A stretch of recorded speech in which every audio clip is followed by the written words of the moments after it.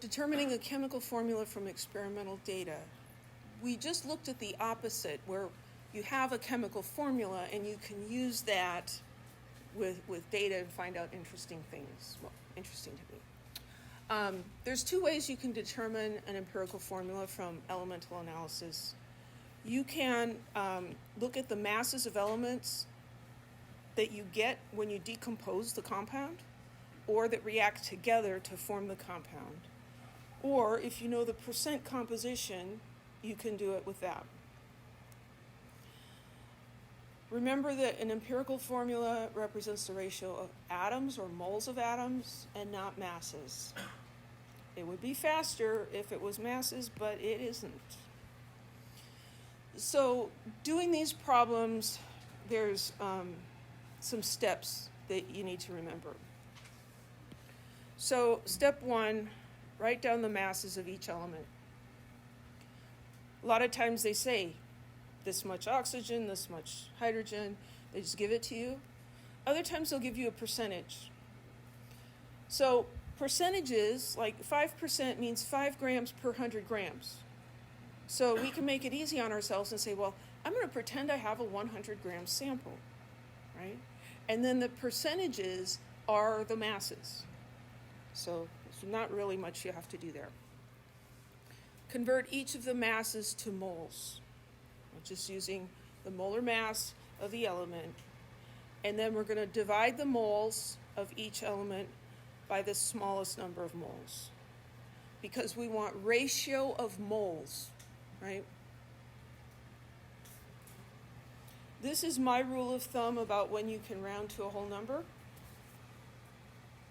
If you are within 0.2 of a whole number, you can round. If you get like 3.5, you can't round that. Then what do we do? If the subscripts are not whole numbers, then we multiply all the subscripts so we can get it to be a whole number. This, is a chart that you might like to look at, or if you understand the relationship between the fraction and the decimal form, like 0.5 is 1/2. So if I multiply by 2, I'll get a whole number. Or the trial and error method works really well here too. Multiply by 2. Do you get within 0.2 of a whole number? Great. No? Try 3. Try 4, try 5. Usually it's only 2 or 3.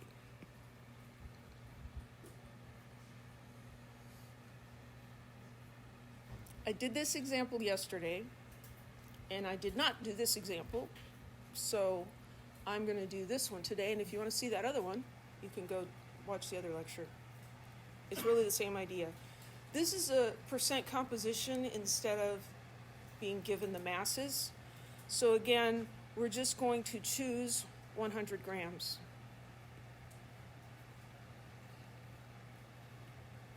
So then there are 75.69 grams of carbon. So we've got 75.669 grams of carbon. We have 8.80 grams of hydrogen. And we have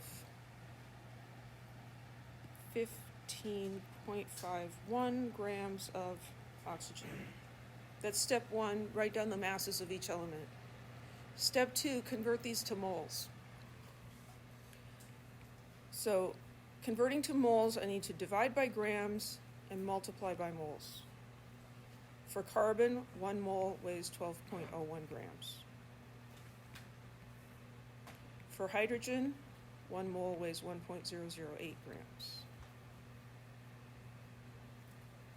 For oxygen, 1 mole is 16.00 grams. So 75.69 divided by 12.01.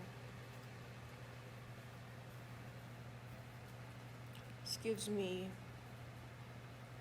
6.302.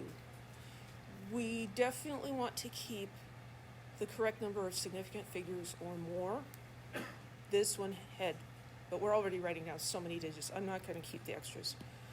This one had 4 sig figs, so this is 4 sig figs, and that's moles of carbon. And then here, 8.8 grams of hydrogen. That one's only going to have 3 sig figs. That's going to be 8.73 moles of hydrogen. And 15.51 divided by 16 is 0.9694 moles of oxygen.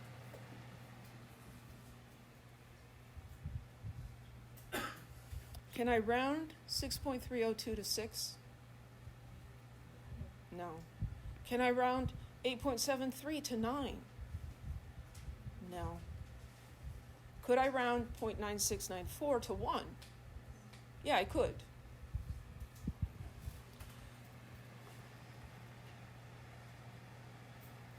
So we're going to have to multiply these guys, right? So this guy I can call 1 mole of oxygen. But here I've got a 0.3, and here I've got 0.73. So we could try 2, but I know that's not going to work. So let's try 3. I feel like something went wrong, but we'll find out. So 6.302 times 3 gives me 18.906. So times 3 is 18.906. Can we round that one? Yeah, so we got a whole number out of that. 8.73 times 3 gives me 26.19. Could that be rounded to 26? Yeah. This is less than 0.2 away from 26. And then this 1 mole times 3 is going to give us 3 moles of oxygen. We multiply each amount of moles by the same, oh, you know what I did? Yeah. I thought it looked weird. I left out a step.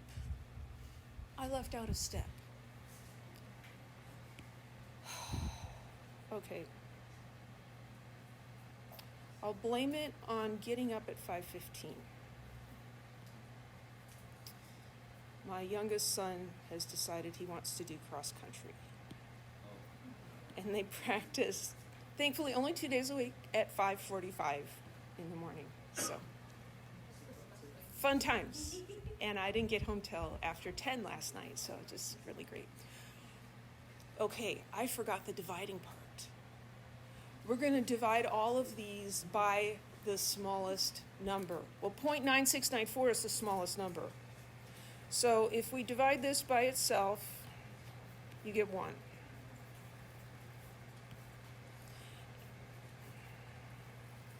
And if I divide this by 0.9694,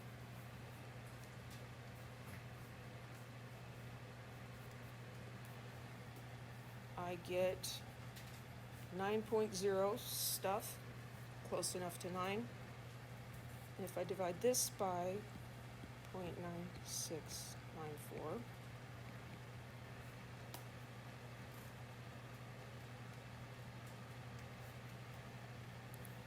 I get 6.50. Can I round that to 7? No. How do I make something that ends in 0.5 into a whole number? Multiply by 2. So I multiply that by 2 and I get 13. I multiply this by 2 and I get 18. And I multiply this by 2 and I get 2. And we're getting the same answers.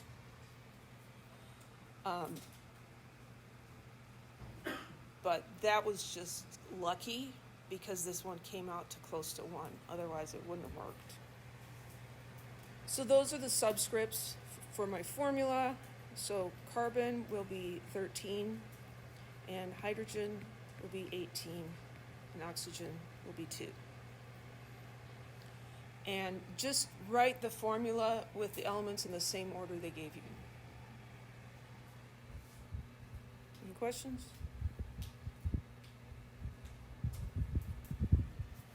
If we have one more piece of information, we can take that empirical formula and find out what the molecular formula is. And that piece of information is the molar mass of the compound. So in a problem, that would have to be given to you. In the lab, you'd have to go determine it, maybe using, I'm blanking on the name of it, mass spectrometry. The molecular formula is a multiple of the empirical formula. It might be multiplied by 1 or 2 or 3, because when we were taking molecular formulas and going to empirical formulas, we were finding out what the common factor was and dividing it out. So what we need to know is how many times do we need to multiply our empirical formula. So the way you find that out is you calculate the molar mass, well, you're given the molar mass, and you calculate the mass of the empirical formula, you divide by that. And unless you did your math very badly, you'll get a beautiful whole number. So here we have an empirical formula of CH and a molar mass of 78.1. So to find our N, that's going to be the molar mass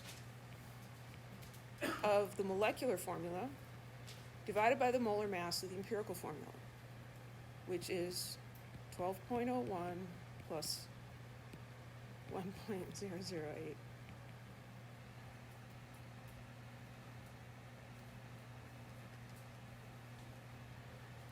.018.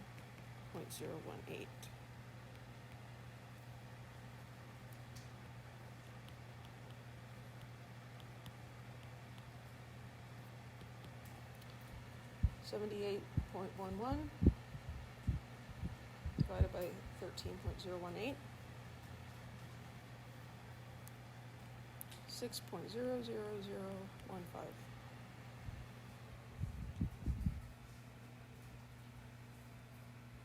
Why isn't it exactly 6? Because there is uncertainty even in molar masses. That's a 6, and so we take our empirical formula, and you could think of it like this. That's just to help you think of it. We don't write it that way. We're going to multiply all the subscripts by 6, and so we end up with C6, H6. Any questions?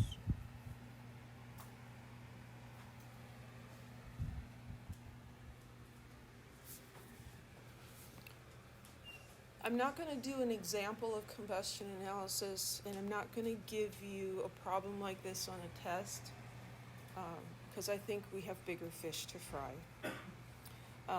But I want you to know what it is. So a common technique for determining the formulas of especially organic compounds is to burn them, collect the products and weigh them, and then you can get the empirical formula from that. So this method is used for organic compounds containing carbon, hydrogen, and they may or may not have oxygen in them. So we know the mass of the original compound, and then what we're going to do when we burn it is everything that comes off is going to go through this tube that contains a substance that will absorb water.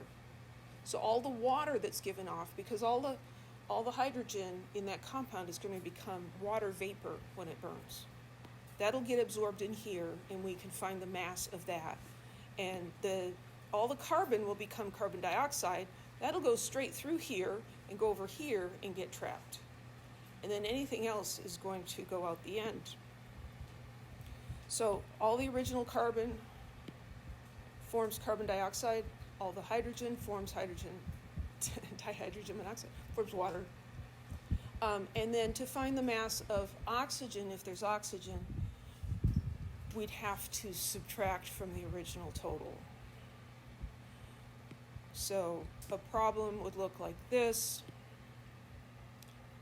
Upon combustion, compound containing only carbon and hydrogen produce 1.6 grams CO2 and 0.819 grams water. Find the empirical formula. And so this is the kind of thing you need to do. So here we have a mass of a compound. And we need to get into moles. So actually, let's do it like this. So we're going to convert that to moles of carbon dioxide using the empirical formula. I'm sorry, the molar mass. Just shoot me now. Now we can figure out how many moles of carbon from the formula, right? So we can get to moles of carbon. For the water, we'll do a similar thing. We'll convert that to moles of water. And then figure out how many moles of hydrogen. Now we've got moles of the elements. We divide by the smallest and multiply by a small number if we need to. They're very tedious. There's one on the worksheet. There's another one. So this one also has oxygen in it. And so then after